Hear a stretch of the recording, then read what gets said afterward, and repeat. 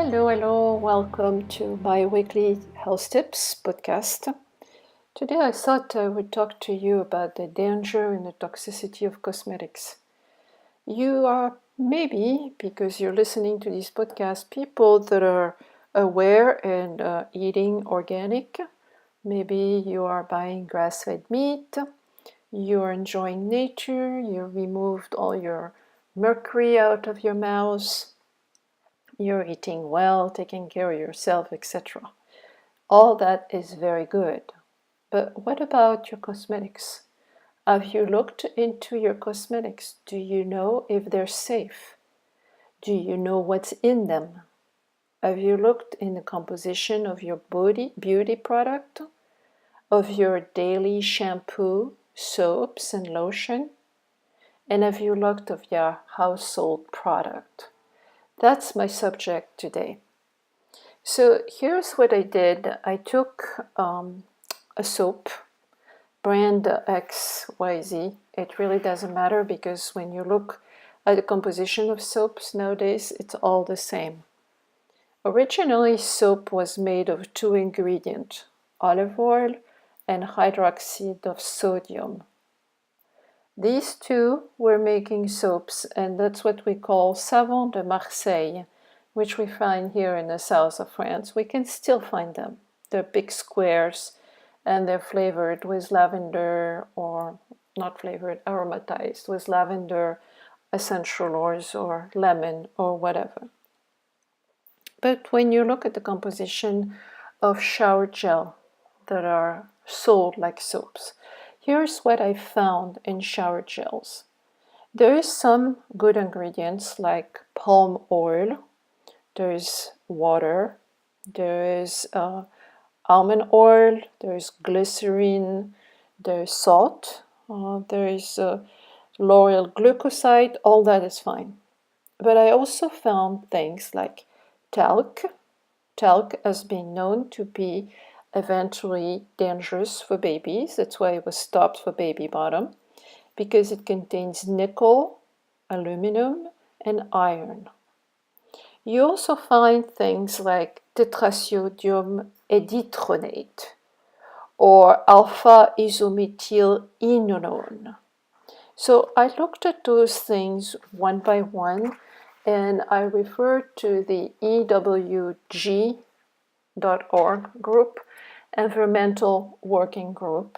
You can go to their website, you can put the name of the chemical, and they will rate it from a scale of 1 to 10.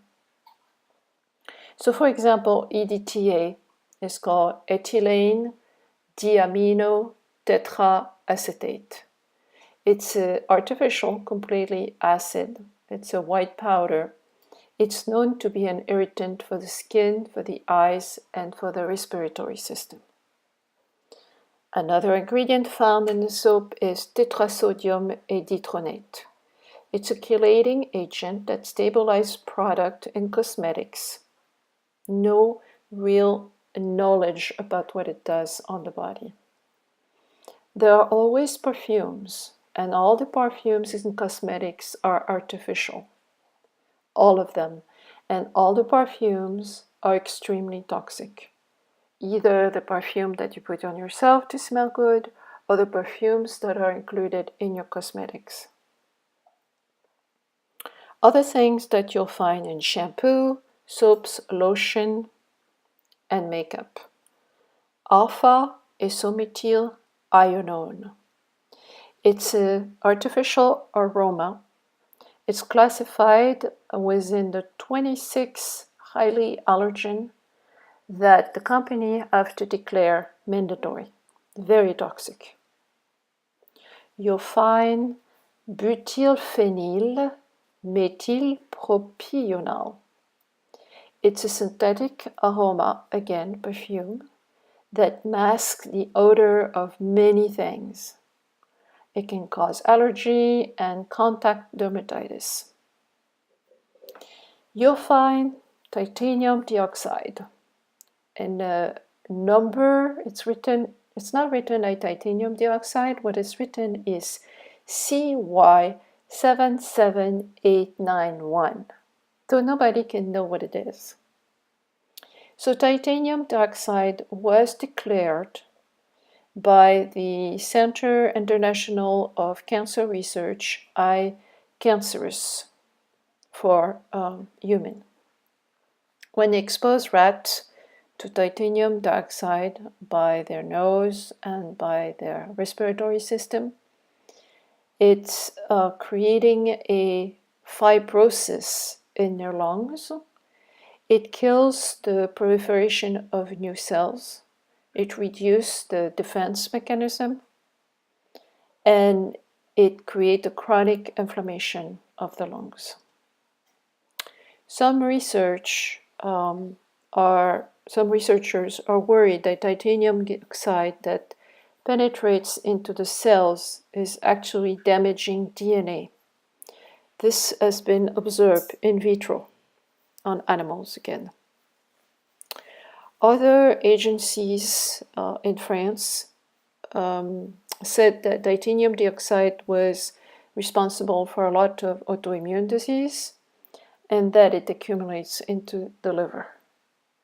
That's a good idea, isn't it? So some researchers are also questioning and wondering if there is a link between titanium dioxide and epilepsy. My answer is yes. Titanium dioxide and language retard or language delay, yes. Autism, yes. Depression, yes. Anxiety, yes. Insomnia, yes. Yes, yes, yes, of course.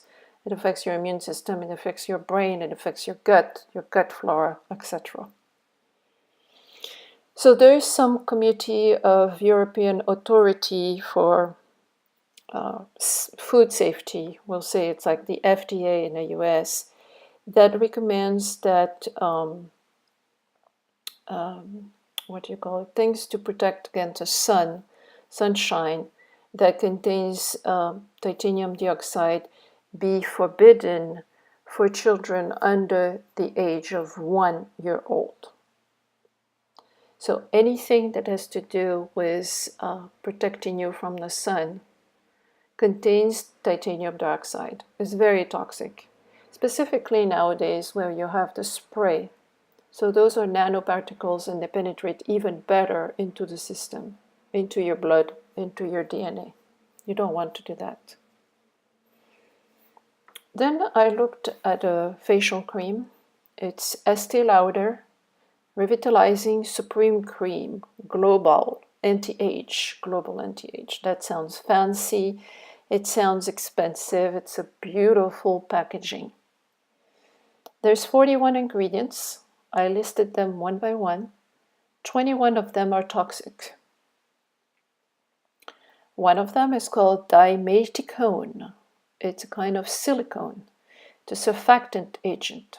There is really not much research done on that. There's something called isohexadecane, which is derived from petroleum. Another one called PEG, PEG 18 methyl ether dimethylsilane. No information on that, except that it could be contaminated by 2 other chemicals that are very well known and carcinogenic, called ethylene oxide and 1,4 dioxane. Those 2 we know. I learned about those 2 years ago, actually. There is a PEG-10 dimeticone, which could also be contaminated by those 2, very highly carcinogenic. There is butylene glycol, which is a form of alcohol that can irritate the skin, the eyes, and the lungs. There's pentylene glycol, acetyl hexapeptide 8, polysilicon 11, agent of texture. There's propylene carbonate. There's PEG32, PEG6, sodium dihydroacetate, polyethylene, etc., etc., etc. There's 41 ingredients. 21 of them are toxic or no research done on them. And you're putting that on your cream, on your skin, and you're putting that on your children without even thinking that it's penetrating through the skin into the bloodstream, into their brain, into their gut, into their liver, into their lungs, into their kidneys, into your kidneys. Think about that. Think about it hard and stop. Please stop using those products. They're highly toxic, they're carcinogenic, they contribute to the many modern diseases that we have today. So what do you do instead?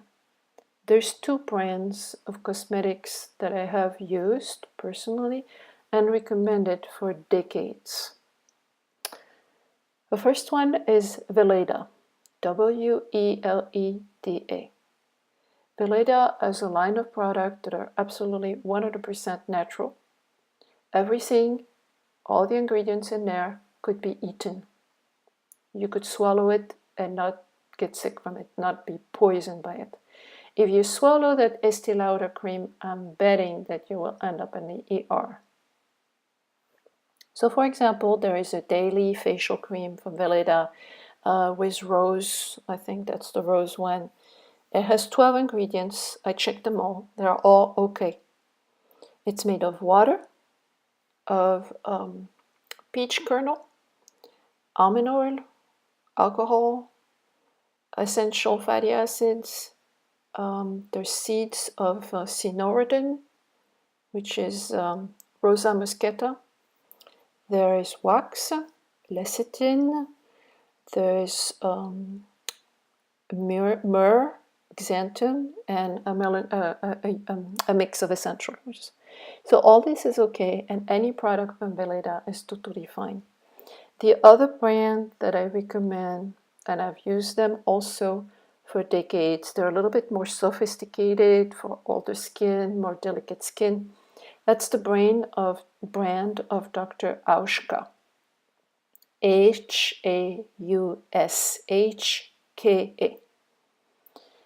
I checked one of the product, which is a daily cream, rose also. It has 26 ingredients. They are all okay. There's nothing in there that you could not ingest, that you could not put on your baby, you could not give on your dog. Same thing for toothpaste. You have to be extremely toothpaste. I found a Colgate toothpaste who has 16 ingredients. 8 of them are toxic. Other brands of toothpaste that you can use are Jason, Weleda, Dr. Auschka, Lavera. There are plenty in health food store, really. You now have a lot of choices and no excuse, basically, to put anything chemical on your body. Again, if you start looking at better health, if you want your family to have better health, you're looking at food first, which is the first step to take. But then at some point, you have to look at what you put on your body and also what product you're going to use to clean up your house. Because it's the same horrific story. I have not done the same exercise for household product. I'm thinking to do that. It just takes a little bit of time, of course. But I can assure you that there's nothing good in all the brands of dish soap,